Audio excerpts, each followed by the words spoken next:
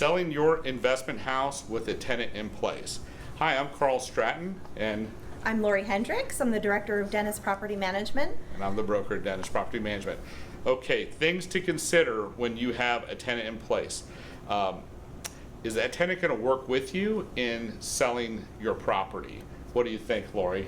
Most likely not. They're not going to make convenient showing times for anyone because they're being inconvenienced. Their personal belongings are out on display. They really don't want anyone walking through the house, especially when it doesn't benefit them at all. 9 out of 10 times, they're not going to really go out of their way to help you. That's what we see. Every once in a while, you'll get that awesome tenant who will make it easy for you, but that doesn't happen very often. Showing condition of the house. So, Lori, with all your experience, do you find that tenants really get those houses ready to show, like, you know, on a Wednesday night at 6 o'clock or during the weekend when the kids are home? No.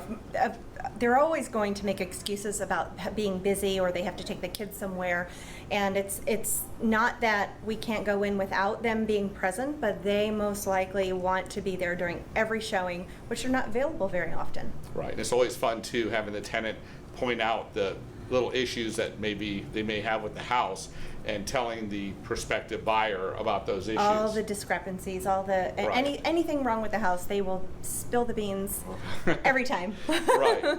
And so who is your best buyer? So who are we going to be trying to attract to pay the most money for your house? Is it someone who's going to live in the house, or an investor who wants to buy a house with tenants in it? It is, the top dollar is the person who's going to live in the house. Right. And they don't want to buy a house that has a tenant in the house because they want to move into the house. Mm-hmm. Usually use an FHA or a VA loan. Those are easy loans for new home buyers to get. So basically, these are the people who are going to pay the top dollar for your house. Investors, they are going to, you know, they need cash flow. And a lot of people are selling their houses right now. Their houses are high. They're probably more like middle class houses, upper middle class houses that they want to sell, and generally the cash flow on those aren't attractive to an investor. So the best scenario to get the top dollar for your house, Lori, so what do you think that is? That would be to not renew your tenant.